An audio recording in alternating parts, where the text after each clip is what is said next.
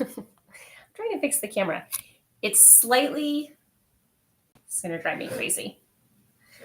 Photographers will know this, that when the horizon line is off, slightly off, it will drive you nuts. And like my camera is just slightly tilted that way. Everything's backwards when I'm live. Well, that's just going to drive me crazy, but that's okay. Maybe I should hang those lower so that I don't have to look at a crooked line. So good morning. Well, it's not really morning anymore. It's technically noon. It's almost afternoon. If you're joining me live, say hello in the chat. Tell me where you're joining from. I'm still drinking coffee. I'm excited for today's topic and show. I usually go live on Tuesdays and Thursdays for Miracle Mornings at 11 a.m. But yesterday I had a bunch of appointments and other stuff to do, and I wasn't even going to do it. And then this morning I was like, you know what? I think I'm just going to go live and do it today. So this is actually one of my favorite topics. It's something that I speak a lot about at conferences and in my businessy work. But it really is fun, and it really is, I think, like a little, I call it a hack. It is a hack to getting into a good energy. And when you're doing that, you're having more fun. It's more joyful to work. Any type of work that you're doing is more joyful when you can hack into this. And you're more productive, and things feel a little bit more effortless. And you're able to create outcomes that you desire more easily and more quickly. So that's what we're going to be talking about today. I'm actually going to pull up. Can anyone guess what it is? I'm curious if you can guess what we're going to talk about today. I'll give people a minute to join. This has been a busy week for me. It was actually my oldest daughter's 17th birthday. And that was on Wednesday. And we got up early in the morning and we went to the beach at sunrise and we did a photo session for her. And I haven't done that in a long time. One of my favorite photo sessions of all time was her 5th birthday. And we were up in Wells Beach, Maine at Sean's dad's house. And we got up at sunrise and we like tiptoed. The whole house was sleeping. And sunrise is like a whole hour earlier up there than it is down here in Florida, where I am now. And we went to the beach, and it was one of my favorite sessions I've ever done. And really, I started my photography business because I fell in love with taking photos of her when she was a newborn. And then that was just one of the most iconic birthday shoots ever, I feel like. I love the images from that session. I'm going to share some of those on my Instagram too, in case you haven't seen them before. There used to be a really beautiful blog post, but I got rid of my blog like a year ago. I just let it all go. I was just in the phase of letting go of the old. And it was costing a lot of money to upkeep, and it would have cost a lot of money to transfer. So that got released with everything else that got released from the past. But I do miss being able to go back and pull up some of those posts and where I really wrote and be able to relive the memories. But I still have the photos, so I'll share them on my Instagram. My Instagram will just have to become my blog from now on, since I don't have one anymore. So we recreated it basically, and she actually wore a dress that I wore in.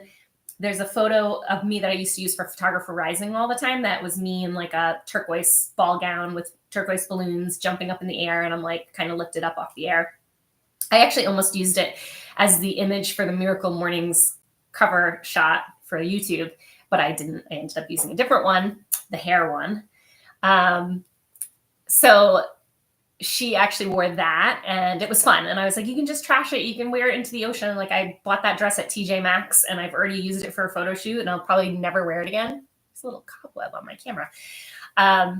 So it was a really fun shoot. If you haven't seen the photos from it, you can go to my Instagram and you can see some of the photos from it. I still have to finish editing them, but it's been so long. Like, I really don't pick up my camera as often anymore, unless I'm just taking photos of my artwork or whatever, but I'm not doing a lot of sessions or anything anymore. It's sort of retired and in the background, but it is fun to do it every once in a while when you're not burnt out of it. And actually, I always recommend it, even if when I was running a studio, when I was teaching other people how to run their studios, I still always recommended like setting aside some time for creative shoots for yourself or doing something creative for yourself.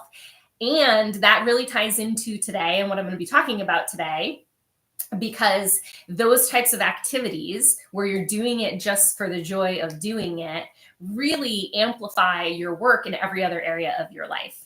So what we're going to be talking about today is flow state. And if you aren't familiar with what flow state is, I'm going to tell you a little bit about what it is. And it's something that you can learn to tap into every single day in everything that you do. You can weave in these different flow state triggers basically to get yourself into that state.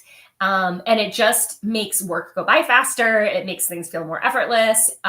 It's scientifically proven to increase productivity and increase results.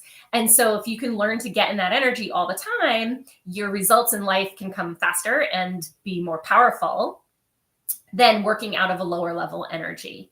So this is a quote actually from Mihai Csikszentmihalyi.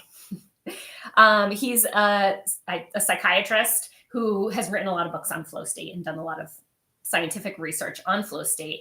So basically, flow is an optimal state of consciousness, a peak state where we feel and perform our best. We become so involved in an activity, nothing else seems to matter. The ego falls away, time flies. Every action, movement, and thought follows inevitably from the previous one, like a flow. Like playing jazz. Your whole being is involved and you're using your skills to the utmost.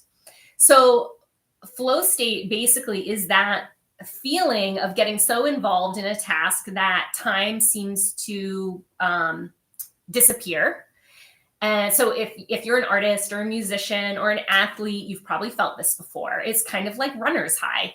It triggers a great release of dopamine in the brain. It feels really good. It's a healthy form of achieving dopamine in the brain. And we are actually like just society wise because of technology, social media, having the phone in our pockets, we are all like very addicted to dopamine. And this is a really healthy way to weave it into your day in a really like productive, good way.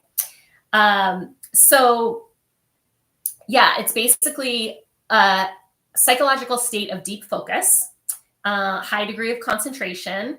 You feel timelessness in it. So time might speed up or it might slow down, but you're really present like in the now moment. And so everything else just kind of disappears. And I can remember this is why I started my photography business. And I know this is why it was so successful, is because I was in flow state so often. I definitely, when I pick up a camera, I get into that state. When I pick up my paintbrushes, I get into that state. When I'm talking on camera, I get into that state.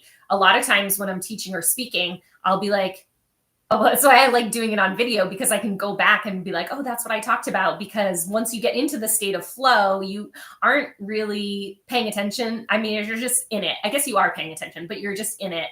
And so for me, sometimes I have to go back and rewatch it. You also feel a sense of selflessness because the ego kind of disappears in the process. You kind of transcend your limited self. I consider the ego to be really limited. It's like we need it to be here and be on earth and survive and whatever. But if you can, but it limits us. It holds us back because the job of the ego in the human consciousness is just to keep us safe. And safety, everything that like big goals and big achievements and big things in life and stuff that's meant to take off for you is outside of feeling safe. It never feels safe to like stretch, to expand. It's outside of our comfort zone. So because flow state brings you out of the ego, you kind of forget those limitations. You feel a little bit superhuman. You are working out of your highest self and your highest potential without something telling you like, hold back, stay safe, you know. And you do feel more connected and one with everything. You feel one with the task. You feel oneness with people. So that's just an optimal state of being. So bringing it into every day would help make your days more optimal and joyful and connected and all those good things that we all want to feel.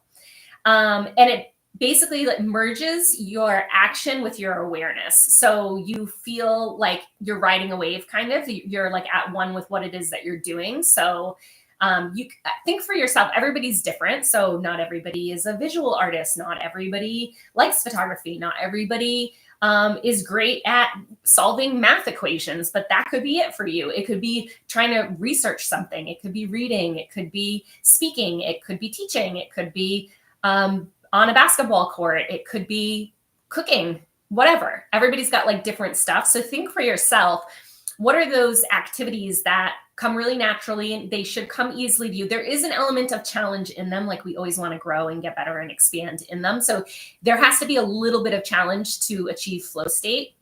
It can't be like, it has to pull you forward a little bit and it help you to expand a little bit. There has to be a certain level of skill and challenge. Like skiing is a good example of a flow state activity. It's like, it's fun and it's enjoyable and it can feel effortless if you're good at it and everything, but like there is an element of challenge still there.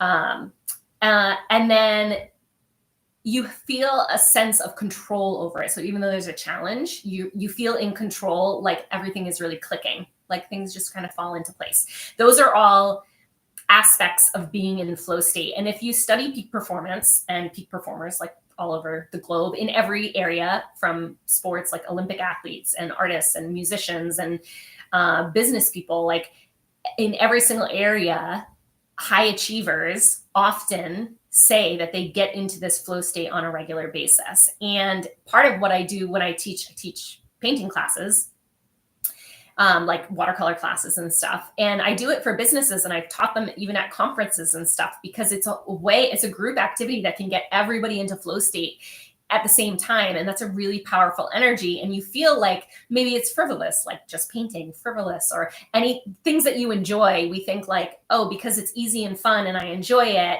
it's not productive or it's not getting me closer to my goals, because we have this weird notion that getting to our goals it requires suffering, it requires sacrifice, it requires hustle. And you can work really hard, but you can have the energy of what we're talking about today in all of your tasks. You can bring that energy and you control your energy. You control your thoughts, your emotions, and your energy that you bring to the table. So if you can learn to hack and trigger these elevated energies and emotions, it doesn't matter what task you're bringing it to, that task is going to be more efficient and more productive.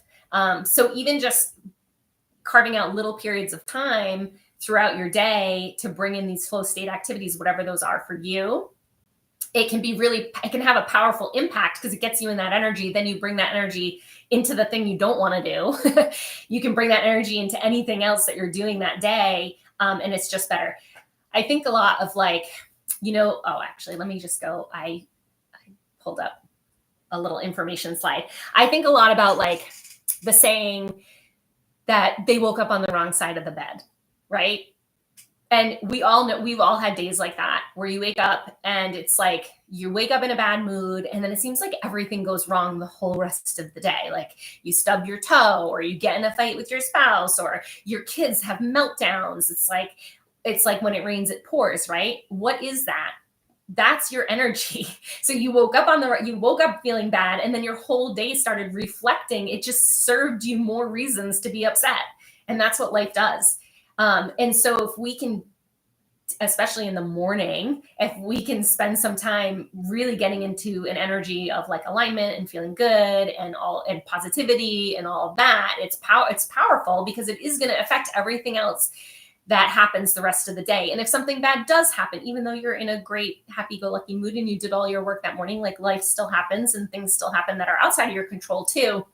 But when you're at a different frequency, you can handle those things so much better. It's like water off a duck, it's just easier to manage when you're not already at a low level energy. It's like, if you're already angry and something bad happens, you're just going to feel more anger. Where if you're at a really high level, it just doesn't bring you down as much. So let's talk about how you can hack flow state and bring it into everyday life. I was saying I went live on Instagram right before this to try to get people to come over onto the live. Say hi in the chat if you're watching live. It really helps the video. You can like the video, subscribe to the channel, tell me where you're joining from, ask me questions if you want. I love questions, so feel free to ask me anything during the live. I can see your chat. So on my Instagram live, I was saying how I kind of have a love-hate relationship with the word manifesting. I think it's so popular right now, and it does attract people because it seems magical. We're like, ooh, I want to learn how to manifest. I want to learn how to just create something out of nothing. I want to manifest, the house and the whatever, the money and the job and the house and the relationship and all the things that we want in life. But it's really something that we're doing every day, all the time. We're constantly creating, whether we know it or not. It's just most people aren't conscious of that they are the creator of their world. A lot of people are just responding to what happens in the world.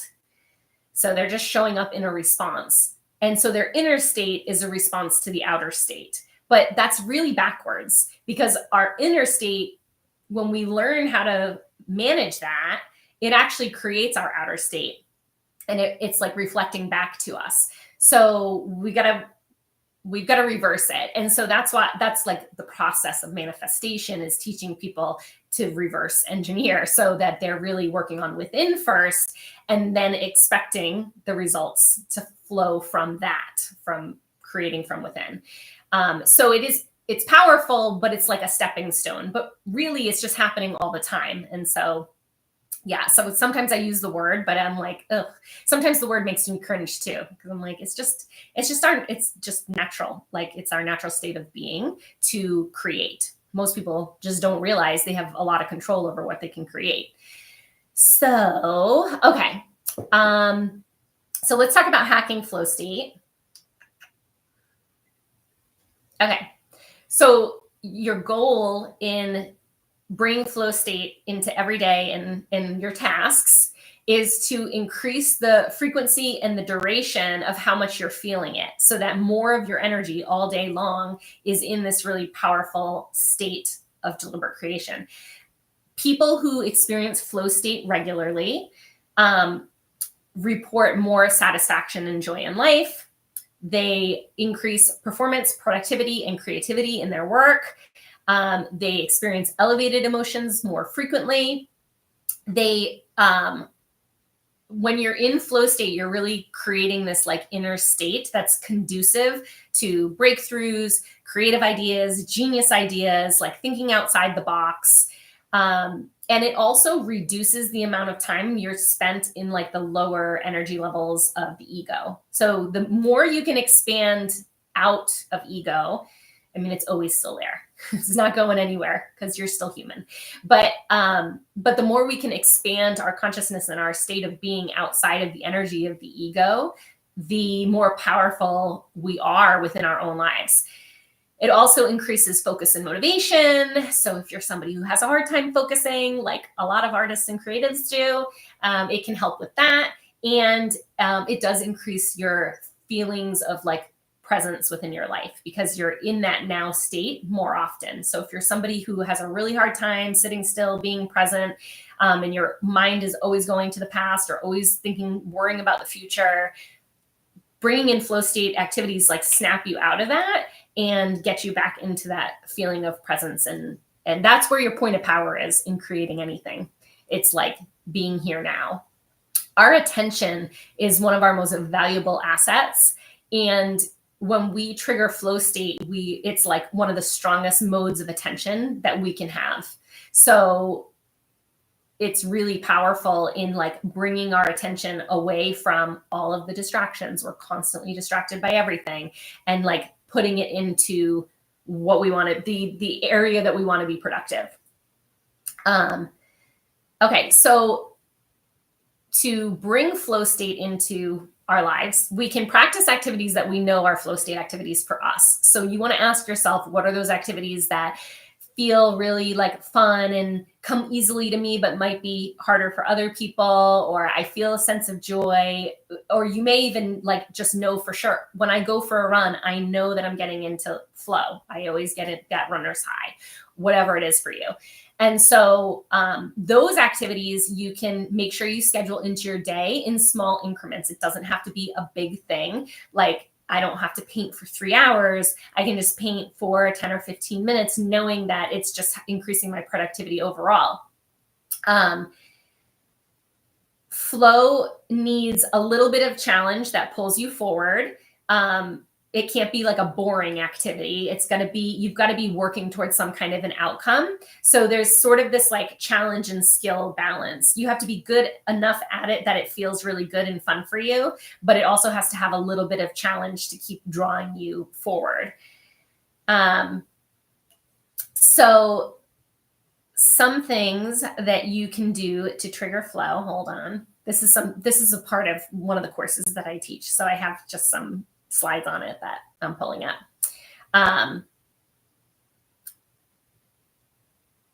Okay, hold on. Okay, so think about a favorite hobby or leisure activity in the last month or so where you found yourself most often in that like challenge and skill balance. If you're bored, it's not challenging enough. If you have anxiety or overwhelm about it, it's too challenging. So it's got to be something kind of in the middle. And you can use certain things to trigger flow. Like one of the best things is music, in my opinion. Music will almost, if you have like any type of just your favorite music that you enjoy, music will almost always get us into flow state. That's why a lot of people, when they exercise, they listen to music, myself included. Like, I don't think I could exercise without music. I need it because I don't think I would get into the flow of exercising without it. I'm trying to think what else. Anything art related can get you into flow state pretty easily. That's why I like watercolors. If you don't even have to be good at it, like any type of doodling or just painting in general is a very flow state activity. So that's an easy trigger. Can't always bring out your paintbrushes, but doodling and things like that can get you into it.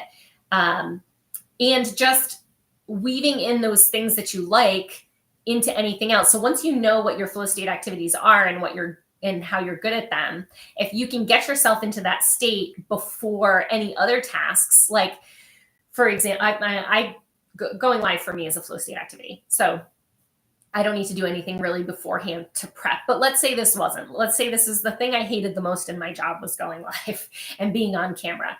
I can do some things before I go live to get myself into the flow. That could be listening to like music. Have you ever seen Tony Robbins before he goes on stage? He's like rebounding and he's exercising. He's moving his body. Exercise is a great flow state activity too. And it doesn't have to be high intensity. It could just be going for a walk. It could be, I work with a lot of photographers. So for a lot of people, taking pictures gets you very much into the present moment. I think that's why I fell in love with photography, because it really, the outside world disappeared when I picked up my camera. So for me, that would be an activity. My husband would probably say basketball is a flow state activity for him. So can you do those things that bring you into flow state somewhere in your day, and especially before other important work that you have to do that you feel like is not a flow state activity for you? It can help you perform better in those areas if you're hacking flow state at other times. And then in things that I find mundane or boring, and I talk about this a lot, like everyday tasks around the house that I find to be very boring for me, I'll bring music into that. I know a woman who owns a house cleaning business, and she was like, oh my God, I can't clean without music. And it's because those things are kind of boring and mundane if you do them over and over and over again. Music will help bring flow state into that activity and just make it feel more effortless and more fun, and time goes by a lot faster. So that's another thing. Also, listening to audios like Miracle Mornings or any other inspirational audio or audiobooks or podcasts or anything like that, that can help too. I'm huge on frequency and like solfeggio frequencies and healing frequencies that it has been proven that different sounds can affect your energy and can be very healing. And so if you're playing any of those frequencies, like there's focus frequencies, there's stuff for, I mean, there's frequencies that align with each of your chakras. So for healing different things, there's frequencies for speaking clearly. There's frequencies for psychic insights. There's frequencies for heart opening. They just align with your different energetic centers. So playing stuff like that can be really powerful. So I'd love to hear from you. What do you think a flow state activity is for you? You can put it in the comments. But I really encourage you to bring it into your everyday. And like I said, I think that's why my photography business was really successful, was because I was in flow so much of the time in that business. And it just, when you're in that energy, it's so high energetically. The frequency of flow state is so high that it magnetizes a lot of other really great things to you, because we attract the energy that we're at. And that's, like I said, when you wake up on the wrong side of the bed and you're at a low level frequency, and that's how you start your day, it's like you just keep attracting more and more reasons. If you're upset, you're going to attract more reasons to be upset. If you're grumpy, you're going to attract more reasons to be grumpy. If you feel anxious, you're going to attract more reasons to feel anxious. So it can be really powerful to weave in some type of flow state activity into your morning. That's why exercise in the morning is a really great idea, because it's pretty flow statey. That's why meditation in the morning is such a good idea, because it gets you into flow state. So think about that, what that could be for you. And then really try to schedule in intervals where you're reconnecting it to that energy throughout the day. It doesn't have to be like long, and it doesn't have to be complicated. It can be super easy. It should feel pretty easy and fun for you. And then see what happens. See how things start changing. See how your life starts responding to your energy. So if you enjoyed today's episode, we'll call it, give it a like and comment below, and make sure you subscribe to the channel and hit the notification bells. I'm usually Tuesdays and Thursdays live at 11 a.m. And check out my Instagram to see the shoot I was talking about on Wednesday. And all the links for all my other stuff are below this video. So you can see HeidiHopeLearning.com, all of my courses and my membership community. You can use the code YouTube to save 50% off of anything on the learning site. And HeidiHopeArt.com has originals and prints of my paintings. And I think that's about it. So happy Friday. Happy weekend, everybody. And I hope to see you next week live in the chat.